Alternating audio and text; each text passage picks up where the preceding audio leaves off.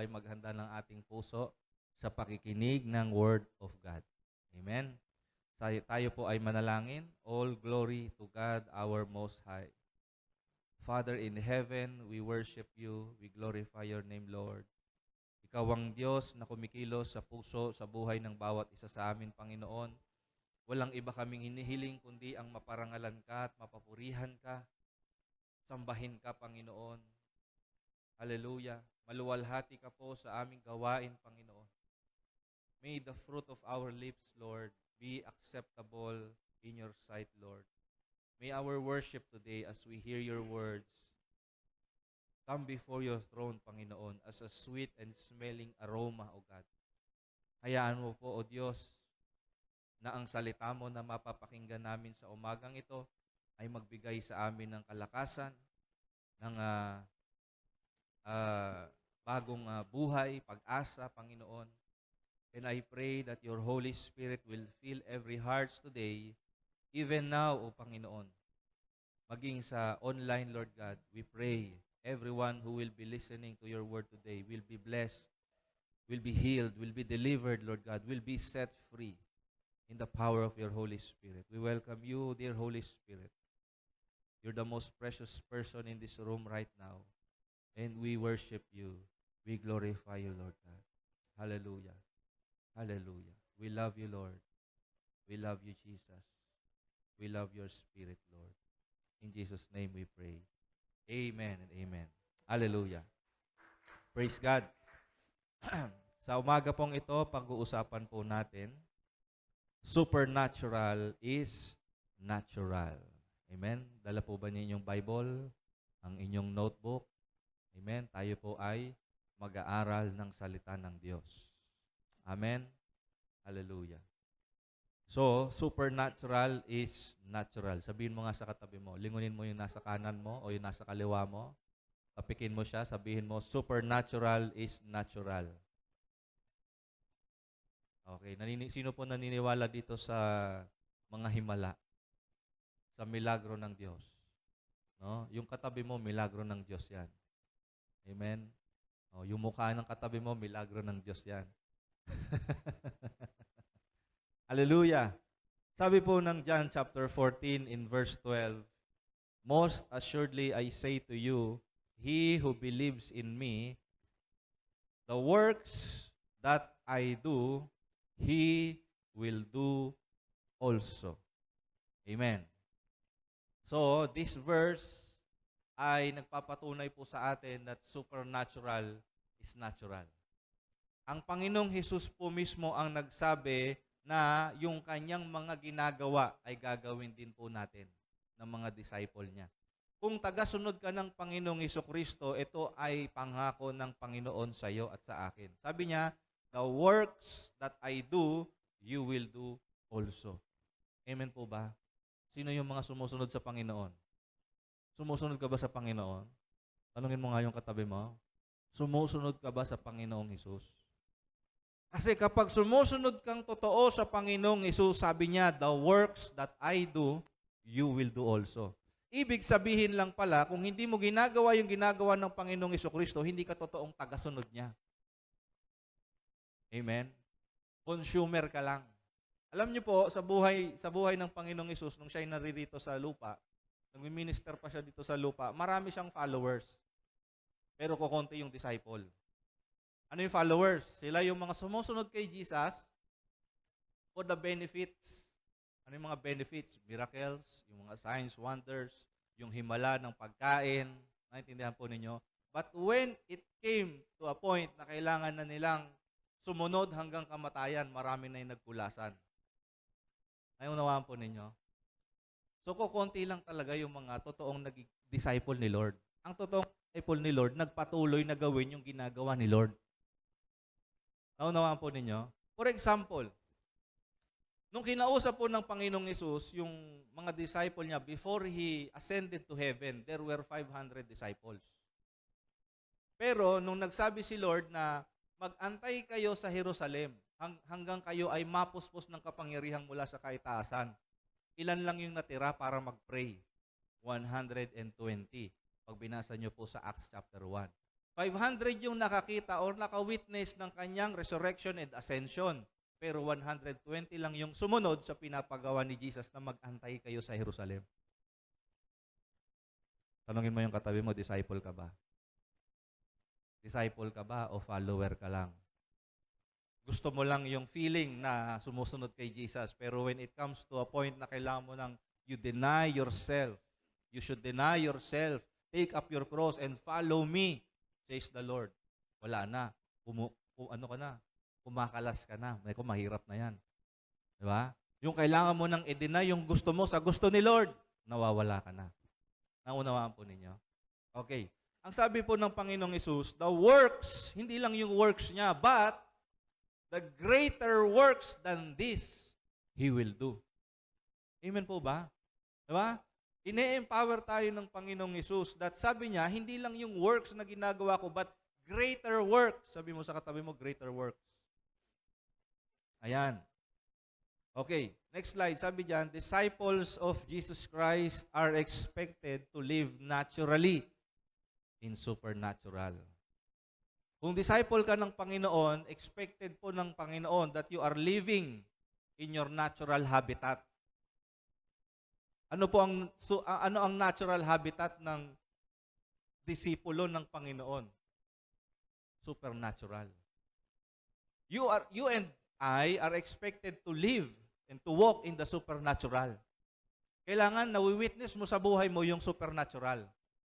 Na-experience mo sa buhay mo yung supernatural.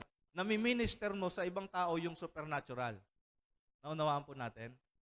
And the supernatural should be natural for a believer. Diba?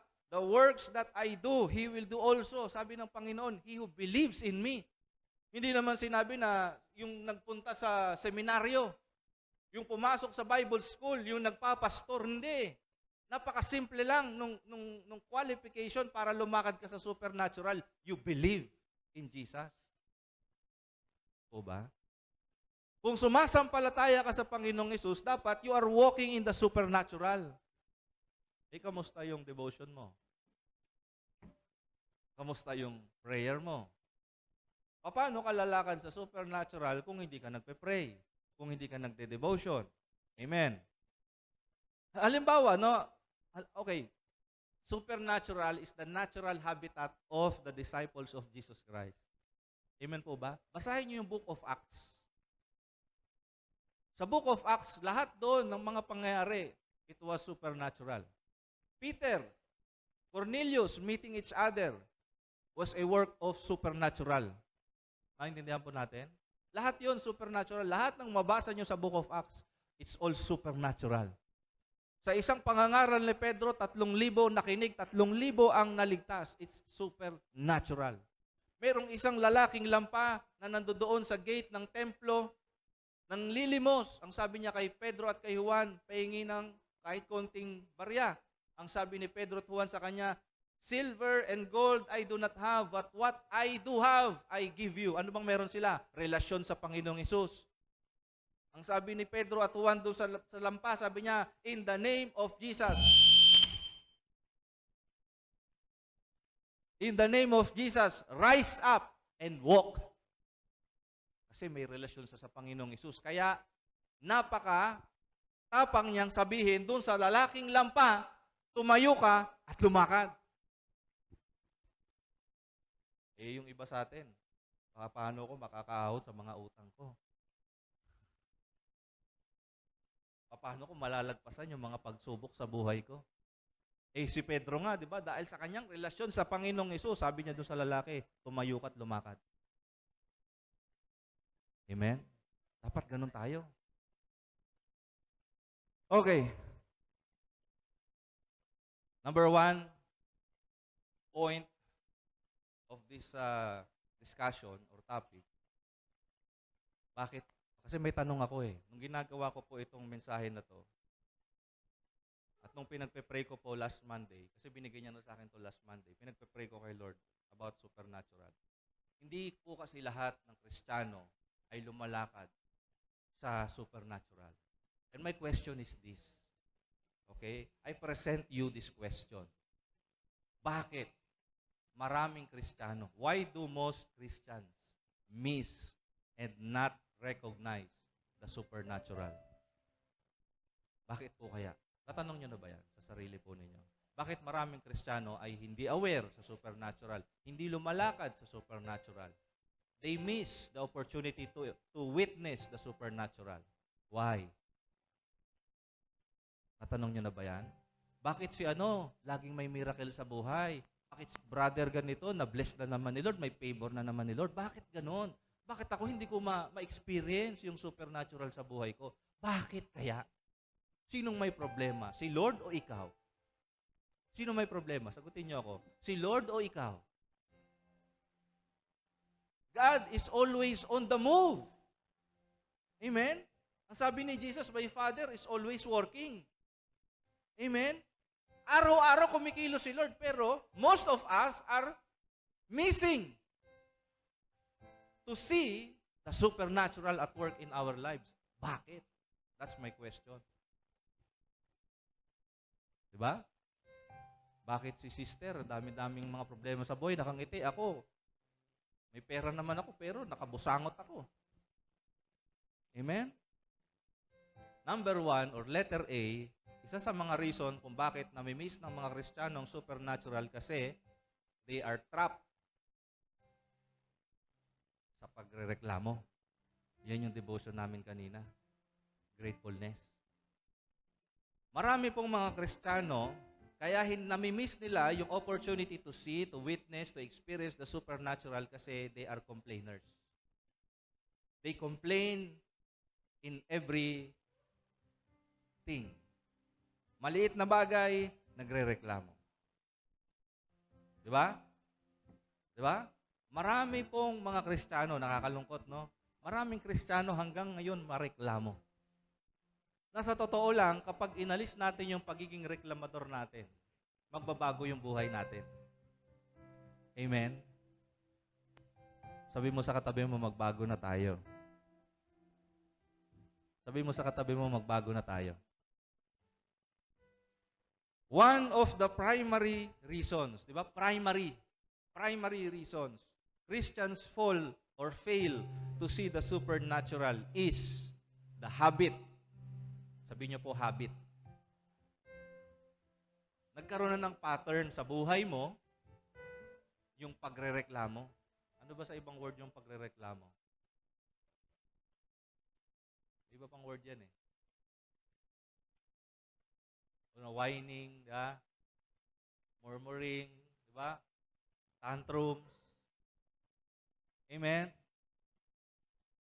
You cannot recognize favor and blessing of God if you are full of complaining. Bakit po ba mareklamo ang mga tao? Kasi they are not contented. They are discontented. May binibigay na si Lord, kaya lang hindi niya nare-recognize yung binigay ni Lord kasi meron siyang hinahanap na iba o mas higit pa doon sa binibigay na ni Lord. O binigay na ni Lord. That's why people are so complaining. They are trapped sa pagrereklamo. Naunawaan po natin. Sino yung mga reklamador diyan? Konting bagay nagrereklamo.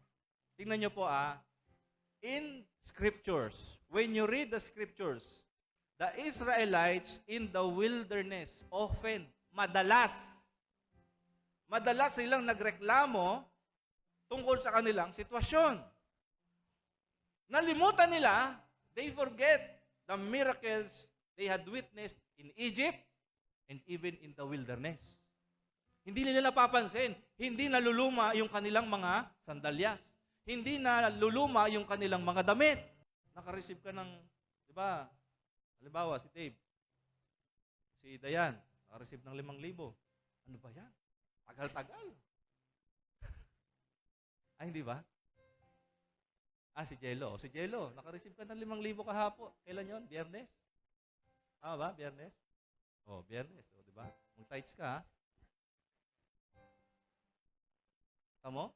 Tapos magre-reklamo. Katagal lang. Uupo ka na nga lang, tatanggap ka na, magre-reklamo ka pa. Di ba? Pagpasalamat mo na lang. O kung hindi mo maantay yung tulog ka na lang. Hayaan mo sila magsalita doon. Tulog ka na lang. Mamaya-maya, may 5,000 ka na. Di mo pinaghirapan, di ba? Upo ka lang. Thank you, Lord. May 5,000 ako. Di ba?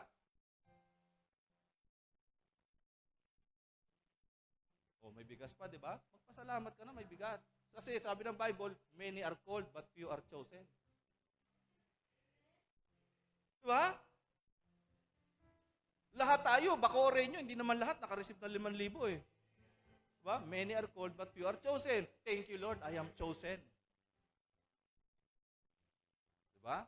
Yung iba naman nagre-reklamo, 1,000 nga lang sa akin eh. Saan mo pupulutin yung 1,000? Sige nga. Magpasalamat ka na sa meron ka ngayon. Kasi alam nyo po, sa pagiging reklamador ng mga Israelita, ano nangyari sa kanila? Alam niyo nangyari sa kanila? Yung iba sa kanila, nilamon ng lupa. Alam niyo po ba, ang populasyon ng mga Israelita na lumabas sa Egypt ay almost or over 2 million. Yung population nila. At yung 2 million na yun na lumabas sa Egypt, na original na lumabas sa Egypt, 2 lang sa kanila ay nakapasok sa Promised Land. Out of 2 million people, 2 lang yung nakapasok sa Promised Land. Kasi yung iba nilang kasama, mga reklamador. Kaya kung gusto mo makapasok sa langit, tigil-tigilan mo na yung pagrereklamo.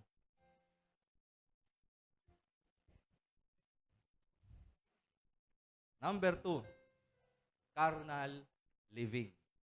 Ano yung carnal living? Kristiyano ka na, pero nabubuhay ka pa sa laman. Yung tawag dito, desire ng laman. Amen? Carnal living is living in the influence of the world than living in faith or living by faith. Naunawa natin. So, ang carnal living, pwede kasing Kristiyano ka, pero carnal ka. Diba? Maraming ganyan. Ang pagiging karnal, hindi lang po yung mga malalaswa, mga bastos. Carnal living, hindi lang yan yung mga bisyo, hindi lang po yan yung homosexuality, hindi lang po yan yung pagnanakaw, pagpatay. Okay? Hindi lang po yung carnal living. Ang carnal living po yung gusto mo ng higit pa sa meron ka. Okay? Carnality po yun. Merong isang form ng carnality wherein gusto mo ikaw lagi yung bida. Ikaw yung laging nasa tuktok. Ayaw mo nang ikaw yung nagsaserve. Carnality din po yun. Diba? Okay? Hindi ko po nasama to sa slide, but ito po 1 Corinthians 15 verse 19 sa Tagalog po, Kuya Dave. Unang Korinto, chapter 15 in verse 19. Carnality also means being short-sighted. Makamundo lang yung isip mo. Hanggang dito lang. Okay? Sabi rito, pakibasa nga po, 1, 2, 3, ready, read. Kung pag-asa natin kay Kristo ay hanggang sa buhay na ito lamang, tayo ang pinakakawawa sa lahat ng tao. Meron po kasing mga tao na naniniwala kay Jesus kasi they think, when I follow Jesus, I will be blessed. I will prosper. I will be healed. Hello? Yayaman ka pagka sumunod ka kay Kristo. Hello? Nowhere in the scriptures you will read Jesus saying, "Follow me and I will make you a millionaire."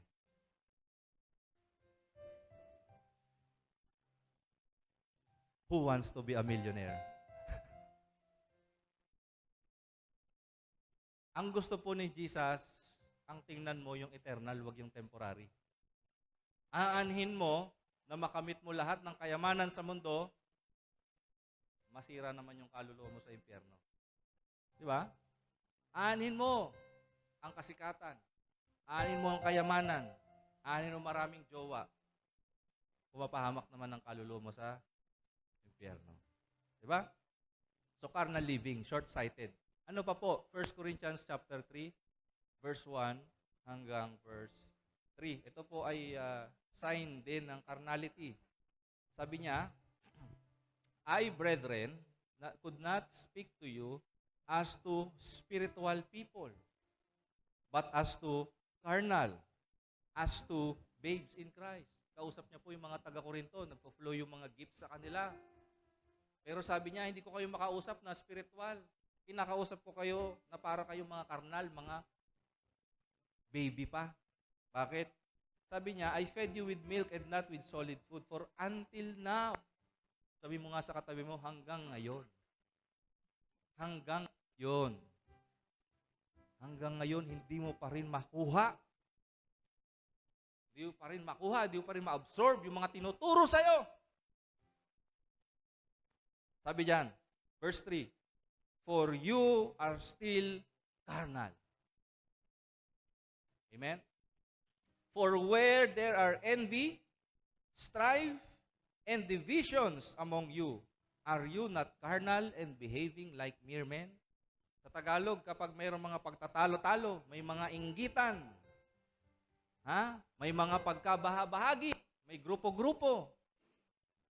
Amen? Ayaw ni Lord nun.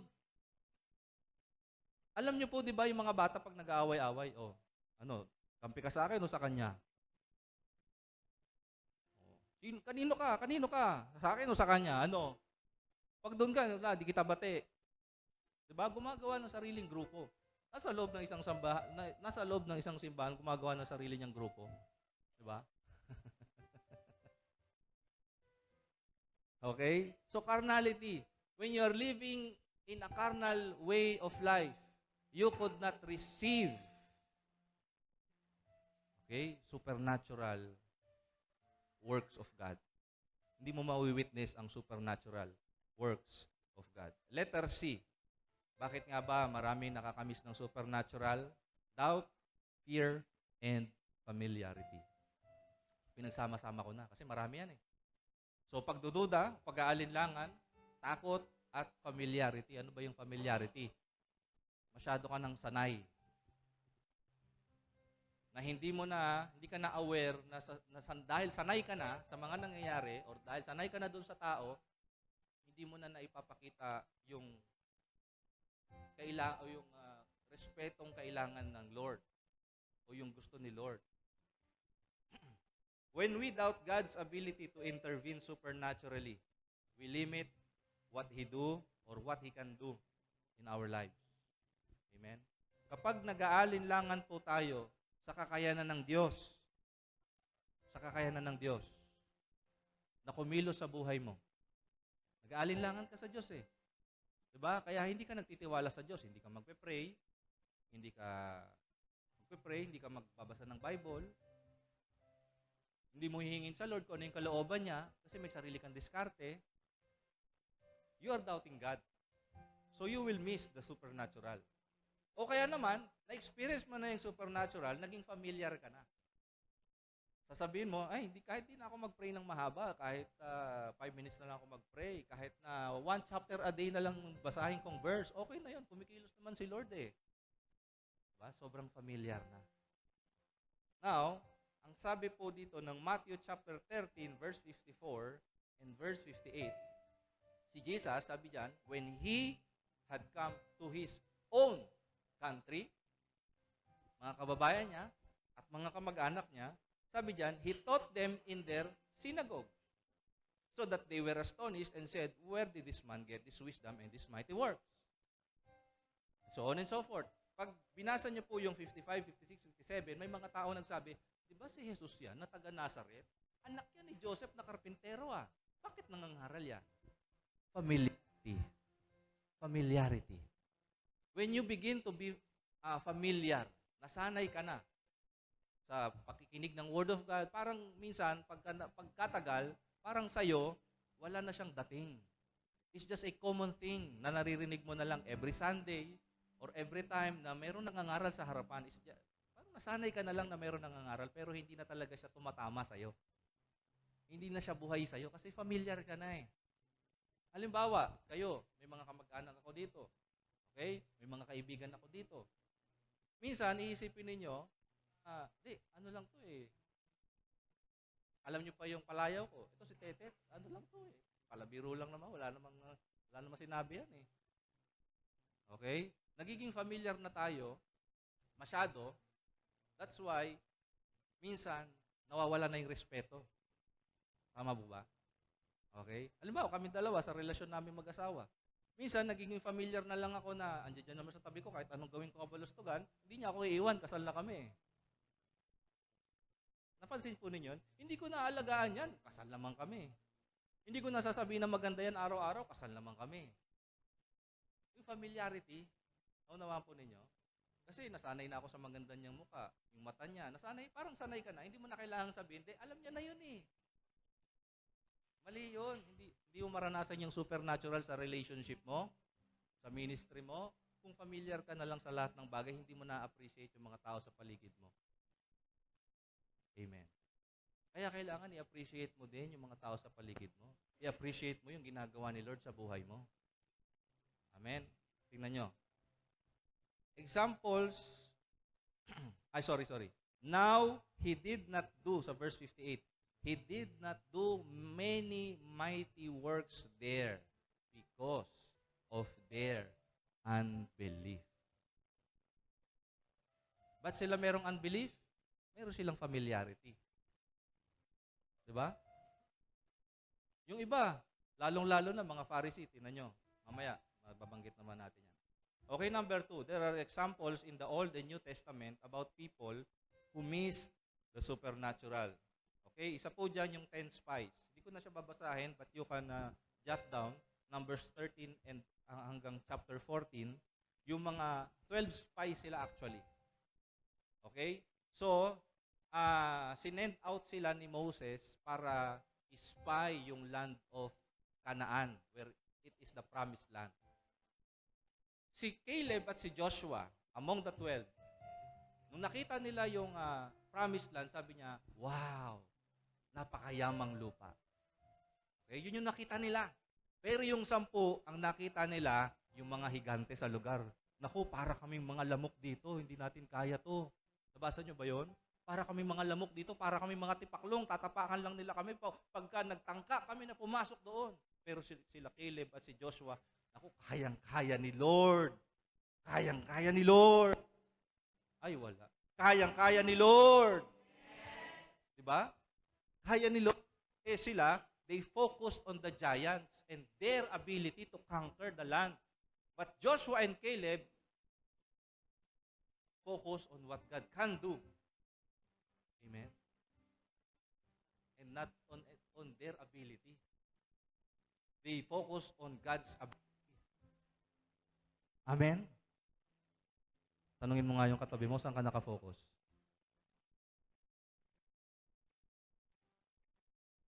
Pangalawa, yung servant ni Elisha. Yung servant po ni Elisha, okay, si Elisha ay pinuntahan ng army. Pinaligiran siya ng army. So yung servant niya, hindi pinangalanan, but I think it was Gehazi. Sabi diyan, they were surrounded by an army. Great army. So natakot itong yung servant ni Elisha. Sabi niya kay Elisha, uy, Elisha, tingnan mo, napapaligiran tayo ng mga sundalo, ng mga chariots, ng mga horses, mga sundalo. Si Elisha, pakuya-kuya-kuy lang. Si Elisha, parelax-relax lang doon sa sa kubo-kubo niya. Sabi ni Elisha, Lord, buksan mo nga yung mata nito. Pakita mo sa kanya kung sino kasama namin. Okay? Pag binasa niyo po yung story sa 2 Kings chapter 6, 15 to 17, pinag-pray ni Elisha yung kanyang servant na mabuksan yung kanyang mata. And when Elisha's servant's eyes were opened, nakita niya yung army of God na nakapalibot sa kanila. At hindi lang po chariot, horses, but they were chariots and horses of fire. Amen? So kung naglaro kayo ng Battle Realms, alam niyo itsura ng horses na may fire sa paa. No? Kung alam niyo yon. Anyways, yun yung army of God. Pinakita, supernaturally, nakita po nung servant na Elisha, yung army ni Lord na nakapaligid sa kanila. Amen po ba? So akala niya wala silang kasama, pero may kasama talaga sila. Higit pa dun sa army na pinadala sa kanila. Okay, letter C, ito na. Yung mga Pharisees and religious leaders. these people miss the opportunity to see the supernatural. Bakit? Okay? Because instead of recognizing and acknowledging God's power at work in Jesus, they plotted to kill him due to their fear of losing the respect and authority over the people. Mas gusto nila yung respeto ng tao sa kanila. Nainggit sila kay Jesus. Kasi kumikilos ang Diyos sa kanya eh. Marami na nagsabi eh. Maging si Nicodemus na isa sa miyembro ng mga Pariseo. Ang sabi niya kay Jesus, I believe that God is with you because none of these things is possible except that God is with him. Na-recognize ni Nicodemus. Even though he was a member of the Pharisee or the religious leaders. Ganito po yan. Kapag naging religion na yung tingin mo kay Jesus, naging religion na yung tingin mo, okay, kay Jesus, you will miss the opportunity to see the supernatural. Pag religion na lang yung nakikita mo. Yung position na lang sa ministry yung nakikita mo. Yung ginagawa mo na lang para sa ibang tao, yung nakikita mo o yung pinahahalagahan mo, not the relationship. Okay? Letter D, si Tomas. Diba? Si Tomas. Si Tomas po ay nag-doubt na nag-rise up ulit o nag-resurrect si Jesus from the grave. So, he doubted the report of his fellow disciples na nag-resurrect po si Jesus Christ. Diba? Doubt. Amen? So kung makikita po ninyo yung pattern, amen, sa scriptures kung bakit na-miss ng mga tao yung supernatural. Unang-una, yung focus nila to sa 10 spies. Amen? They failed to see the supernatural. Okay. So, today, may tanong ako sa inyo. Kasi nangyari na yan, Pastor, sa Bible eh. Ngayon, hindi na uso yung mga ganyan. May mga nagsasabi pong ganyan na ang supernatural ay para lang dati. Hindi na po para ngayon yan. No. You can still see, you can still recognize the supernatural at work today. Sabi mo sa katabi mo, supernatural is natural. Hindi ata kayo naniniwala. Sabi mo sa katabi mo, supernatural is natural. Diba? So, nakikita mo ngayon, parang wala naman. Tingnan nyo yung paligid nyo, parang wala naman. Tingnan nyo, di ba? Pag ikaw yung pastor, parang, ang lungkot naman, tayo-tayo lang. Pero I believe in the supernatural. Amen? Romans chapter 8, sabi doon, sa verse 18, all things work together for good to those who love Him and called according to His purpose. Amen po ba? We live by faith and not by sight. Amen? Kung ikaw ay namumuhay sa pananampalataya, kahit ano yung nakikita mo, it will not move you. Amen? So kahit na, ito, diba? Ito tayo. Pero pag nangaral ako, sige pa din, parang nangaral ako sa 100. Amen po ba? Ay, kasi kayo, baka pagpasok nyo kanina, ano ba yan? Pag mag-worship lead, no? Lalamya-lamya, kasi konti lang. No? Mag-opening prayer, Lord, ba't ito lang? Nagre-reklamo na agad, di ba? Kasi nakita niya, unti lang eh. Pero, pag namubuhay ka sa pananampalataya, namubuhay ka sa supernatural, you know and you know, you believe. Amen? There will be a miracle. Di ba? May kanta nga eh. Even though ano yan? Oh. Yun. So, hindi na ako kakanta. Okay, number 3. How do we recognize the supernatural today? Letter A. Cultivate spiritual awareness. Cultivate spiritual awareness. Pastor, anong ibig sabihin nun? You develop. Sabihin ng kinocultivate, di ba? Parang nagde-develop ka ng lupa. Hinahalukay mo yung lupa. Para pag may tinanim ka doon, may tutubo. That's cultivate. Amen po ba? Cultivating spiritual awareness means developing habits and patterns in your life that contributes to spiritual awareness. And what are those? What are those? Can you say? Can you cite anything? What are those patterns? What are those habits that contribute to spiritual awareness in the supernatural? Prayer. Sabi mo sa katabi mo, prayer. Hindi ka maging aware sa supernatural na nangyayari sa mo if you lack time in prayer. Amen. Kasama po dyan ang worship, pagsamba, reading of scripture, fellowship. Tingnan ito meron ako sasabihin sa inyo tungkol sa fellowship.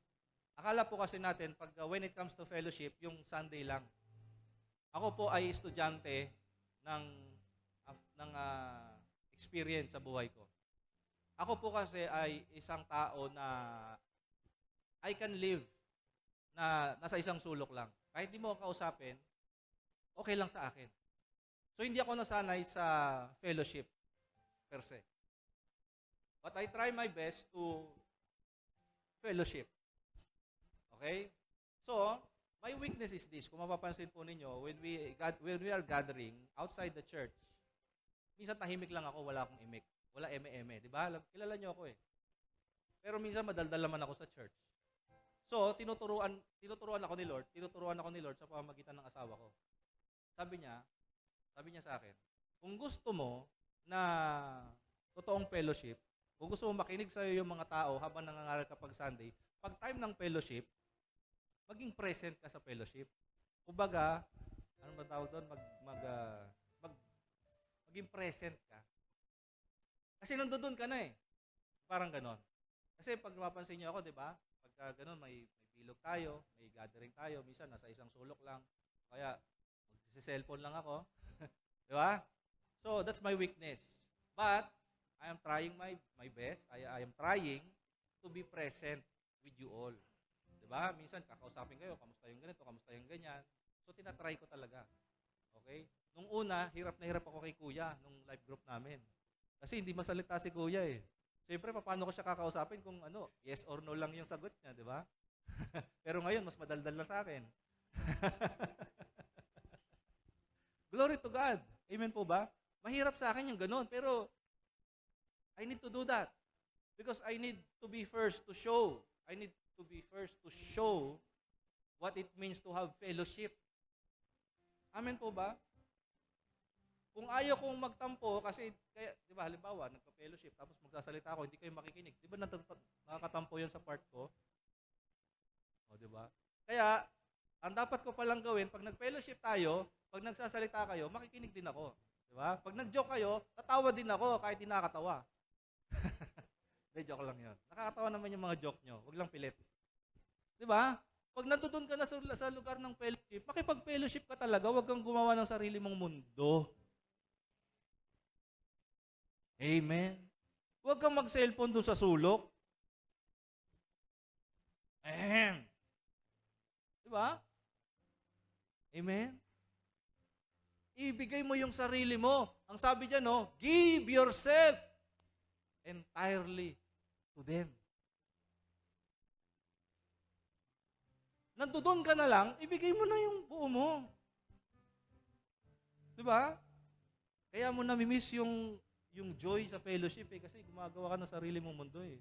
Tapos sasabihin mo, ang layo nila sa akin. Hello? Kamusta ka sa fellowship? Diba? Minsan gusto mo lang pag nagsasalita ka, gusto mo pinakikinggan ka, pero pag time ng fellowship, wala kang interest sa kanila. Diba? Napapansin nila yon. Sabi ng asawa ko. So natututo po ako. Diba? Amen? Palakpakan natin si Lord. So, cultivate spiritual awareness. You develop that habit. Okay? You learn. Ang habit po naman, hindi yan, automatic eh. Diba? You learn the habit. Halimbawa, yung pag-gym. Diba sa una, ano ba to? Ang sakit sa katawan, ayoko na nga, last na to. Diba? Pero pag nakikita mo na lumalaki yung muscles mo, nagsasalamin ka na, nag-flex-flex ka pang ganyan, di ba? Sabi mo, hindi ko natitigil to. Di ba? Gumaganon-ganon ka na sa salamin eh. Hindi mo natitigil kasi nakita mo na yung bunga. Amen? May bunga pala. May bunga pala. Sabi mo sa katabi mo, may bunga pala. Amen? Sa una, yung prayer parang pabigat. Parang hirap. Ano ba to? Pasan? Ano pa to? Pasakit to sa buhay, pananalangin. Kailangan pa lumuhod. Ang tigas-tigas ng sahig, pastor. Ba't po kami pinapaluhod? Alam niyo ba si Jesus nung nagpe-pray sa Garden of Gethsemane, hindi naman yun foam eh. Bato-bato din naman yun, lupa. Pero tiniis niya na lumuhod. Amen? Sometimes, yung mga simple na gesture, hindi mo magawa kasi nakukornihan ka. Tama? So you miss the supernatural. Even discipleship is supernatural. Amen? Akala nyo wala lang, pero may nangyari. Tingnan nyo yung bunga. Tingnan nyo yung bunga. Diba? Discipleship is supernatural. Pag nag-alaga ka ng kaluluwa, supernatural yon. Kaya pag tinatamad kang magbisita, tinatamad kang kamustahin yung disciple mo, you miss the supernatural. You miss God being at work in their lives. Kasi tinatamad ka. Rest day ko ngayon, ba't ako bibisita sa kanila? Diba? Caring for souls, supernatural. Amen? Akala lang natin hindi. Sabi dito sa 1 Timothy chapter 4 verse 14 to 15, do not neglect the gift that is in you, which was given to you by prophecy, with the laying on of the hands of the eldership. Meditate on these things. Give yourself entirely to them, that your progress may be evident to all. Sa verse 15 ng NLT, sabi rito, give your complete attention. Give your complete attention. Sabi mo sa katabi mo, give your complete attention. Sabi mo ulit sa katabi mo, give your complete attention. Diba? Halimbawa, magkakagrupo. Halimbawa, kayo, magbilog kayo dyan. Diba? Nag-uusap-usap yung isa. Diba? Nag-uusap-usap, nagkukwentuhan, tapos ikaw, give your complete attention. Amen. May natututunan po ba tayo? Meron akong quote, isulat nyo na lang. Hindi ko kasi nailagay sa slide. Tingnan nyo to ha. Where you put your focus will always be magnified. Kung saan ka nakafocus, yun yung magmamagnify. Yun yung lalaki. Kasi doon ka nakafocus eh. Tama po ba? Where you put your focus will always be magnified. Amen po ba? Kung saan ka nakafocus, manifest sa buhay mo. Yun yung magiging present sa buhay mo kasi doon ka nakafocus. Pag nakafocus ka sa mga bagay lang sa mundong ito, yun lang yung mararating mo. But when you focus on the supernatural will come to you. Amen po ba? You cannot attract the supernatural when your mind is focused on earthly things. We cannot attract the supernatural when we do not pray. Amen? So, kailangan ng focus. Sabi nyo focus. Sabi nyo focus. Sabi nyo focus. Next week, yan ang topic po natin. Nilagay na ni Lord sa heart ko yan, focus. Sabi nyo focus. Kailangan diretso, target. Focus. Amen? Hallelujah. So, letter B, how can we recognize the supernatural today? Look for God's fingerprints. Sa lahat ng oras, sa lahat ng panahon, ang Diyos kumikilos. Amen po ba? Now, paano mo magagawin yon? You train yourself to notice signs of the supernatural. Paano po gagawin yon, Pastor? Ang dami kong problema sa buhay. Hanapin mo si Lord doon sa nangyayari sa buhay mo. Hindi ibig sabihin na masaya buhay mo na doon si Lord. Kasi sa totoo lang, kahit na dumadaan ka sa krisis, nandoon si Lord. Hanapin mo lang kung ano yung ginagawa niya sa time na yon. Amen? Sa devotion ko po, nasa Job kasi ako eh. Yung asawa ni Job, missed the supernatural. Bakit? Ang nakita lang nung asawa ni Job, yung tragedy na nangyari sa buhay nilang mag-asawa. Nawala yung kabuhayan nila, lahat ng anak nila, 10, 7 lalaki, 3 babae, nagkandawala, namatay lahat. Lahat ng ari-arian nila nawala. So, ang asawa ni Job, sabi ng asawa ni Job kay Job, mananatili ka bang tapat sa Diyos mo? Kinuha ng lahat sa'yo? Sumpain mo na siya at mamatay ka na. Naintindihan niyo po? Anong sabi ni Job? Alam mo, babae, para kang yung mga, parang nagsasalita ka na para kang hangal. Sabi niya, basahin na lang natin para galing talaga sa Bible. Job chapter 2.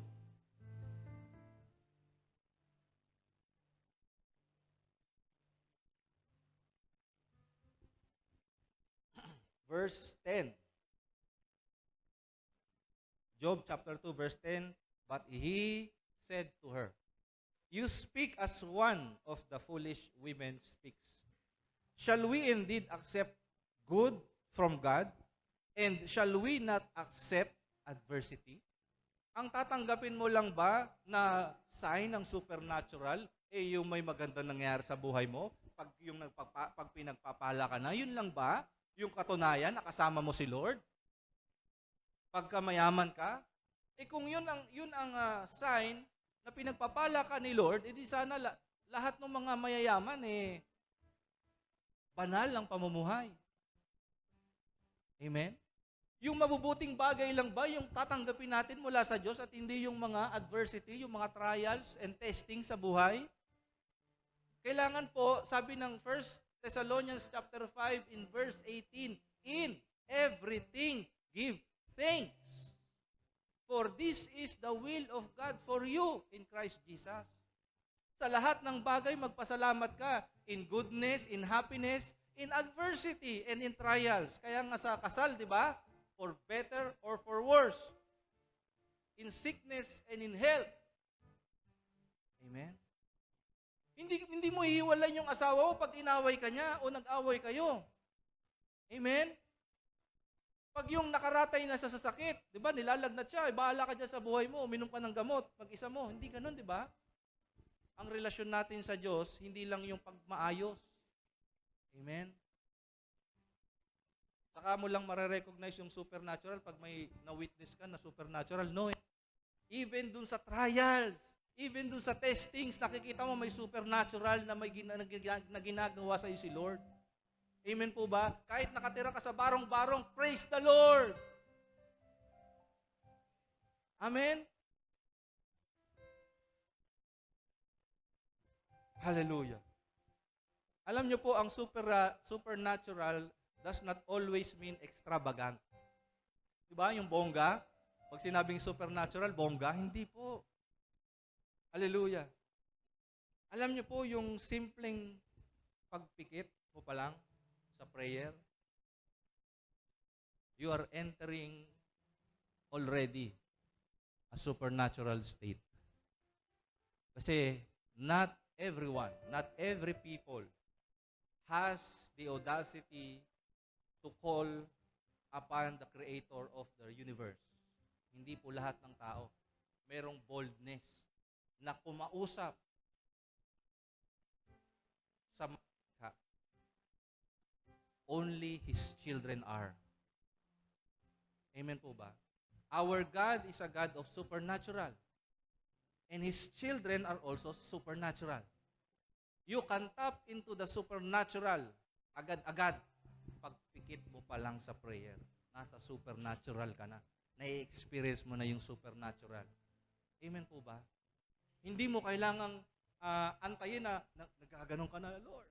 Yes, Lord, nandito ka talaga. No? Lumuluha ka na, oh, Lord, thank you, Lord. I feel your presence, Lord. Minsan tumatawa pa, yes, Lord, nandito ka talaga. No, hindi po talaga kailangan ng mga manifestations na ganun para sabihin mo nasa supernatural ka o na-experience mo yung supernatural. When you begin to pray, when you kneel before our Maker, you are already in the supernatural. Amen po ba? Hallelujah. Alam niyo po, nung Monday morning, while I was praying, kasi si Mrs. po nandun sa may sala namin, ako po nandun sa kwarto, and I was praying. Simple prayer lang po mga kapatid. First, I was praying in the Spirit. And then I was praying to God. Nagpapasalamat lang ako sa Panginoon. I was just praying. And maya-maya, narinig ko po nagsalita si Lord talaga. Nagsalita si Lord. I heard from God. God said to me, alam mo ba kung bakit kulang yung peace sa puso mo? Narinig nyo na ba tanungin kayo ni Lord? Na-experience nyo na ba na tanungin kayo ni Lord?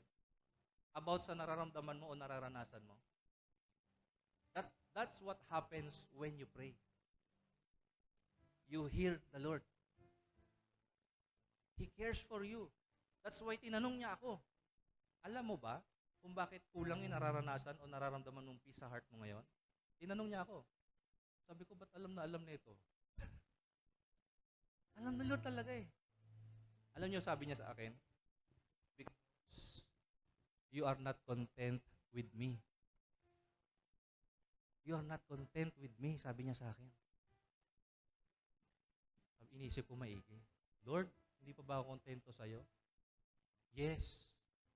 Kasi alam niyo po, honestly speaking, meron akong mga desire na pang sarili ko, na gusto kong makita. Pero ang sabi ni Lord, kung hindi ka makontento sa akin pa lang, hindi ka makokontento kahit mapuno yung simbahan mo. Diba? Kinausap ako ni Lord. Kaya kahit ito lang muna tayo ngayon, as long as I'm content with Him. Amen po ba? Kahit 10 yan, 20, 30, 50, 100, 1,000, hindi ako matutuwa sa numbers. I will be glad kung nandoon si Lord. Kung narinig nyo si Lord. Kung na-experience natin si Lord. Aanhin ko po yung maraming tao. O ang ganda ng preaching ko, pero hindi nyo naman nakilala si Lord. Hindi nyo na-experience si Lord. Hindi nyo narinig si Lord. Hello? Kasi pakilala si Lord eh. Gusto mo mangyari supernatural sa buhay mo, kilalanin mo si Lord. Gusto mo bago buhay mo, tanungin mo yung katabi mo. Tanungin mo yung katabi mo, gusto mo bago buhay mo? Gusto mo bago buhay mo? Magkaroon ka ng relasyon kay Lord. Don't let your circumstance hinder your experience with the supernatural. Huwag kang tumingin sa kalagayan mo o sa sitwasyon mo. Tumingin ka sa Diyos na may kayang gawin sa buhay mo. Matthew chapter 17 in verse 20. If you have faith as a mustard seed, napakaliit ng buto ng mustasa. Sabi niya, you will say to this mountain, move from here today to there, and it will move, and nothing will be impossible for you. Anong condition? If you have faith, even as small as a mustard seed. Nothing will be impossible for you. Sabi mo sa katabi mo, tapikin mo yung kanyang balikat. Sabi mo sa kanya, mata sa mata. Sabi mo sa kanya, nothing will be impossible for you. If you have faith. Okay. Last point. How to live in the supernatural today? Walk in faith. Pananampalataya. Amen po ba? Living in the supernatural means stepping out in faith. Don't go looking for signs. Go look for God. Amen po ba? Ang sabi ng Bible, signs will follow you. Hindi follow the signs. Amen? Signs will follow you as you follow Him. Amen po ba? Hallelujah. Letter B, be filled with the Spirit. Ephesians 5 verse 18. Okay? Be filled with the Spirit. If you are not filled with the Spirit, you will be filled with the world, and yourself. Kung hindi ka puspos ng Espiritu, ang mundong ito magpupuno sa iyo at yung sarili mo. Okay? So, and carnality will begin to set in. Magiging carnal ka ulit. Kaya magpapuspos ka lagi sa Espiritu. Pagkagising mo pa lang sa umaga, magpapuspos ka na agad. Amen? Mag-pray na tayo agad. Amen? Bago ka matulog, kailangan puspos ka din. Para hindi ka na nanaginip ng kung ano-ano. Tapos pag lalapit ka kay pastor, pastor, nanaginip ako ng ganito, pag-pray mo nga ako. Tatanungin kita, nag-pray ka ba kagabi? Hindi po eh. Okay? So magpapuspos ka every day. Amen? Amen? Amen? Alam niyo po ba, laging sinasabi sa amin ni Bishop Chito, tuwing discipleship, tuwing may mga gawain, sa umaga, ang tip ni Bishop Chito is you pray in the Spirit for at least 1 hour every morning. Opo. No? You pray in the Spirit every morning for at least 1 hour. Pastor, pasok po ako ng alas 7. Di gumising ka na mas maaga para makapag-pray ka, para mapuspos ka ng Espiritu ng Diyos. Amen po ba? So all throughout the day, puspos ka. Amen po ba? Hallelujah. Letter C, this is my last point. Para mabuhay ka sa supernatural sa panahon natin ngayon, you engage with spiritual or supernatural activities. Sabihin mo sa katabi mo, engage. Ano yung sabihin ng engage? Sadyain mo, makilahok ka sa mga supernatural activities. Not just Sunday worship service. Amen po ba? Hallelujah. That includes prayer, worship, reading of scriptures, serving others, sharing the gospel, praying for others, and discipling. Amen po ba? Supernatural activity ang discipleship. Kaya sabi mo sa katabi mo, mag-disciple ka na at magpa-disciple ka rin. Amen po ba? Magpa-disciple ka at mag-disciple ka. Amen. Amen. Amen. Amen.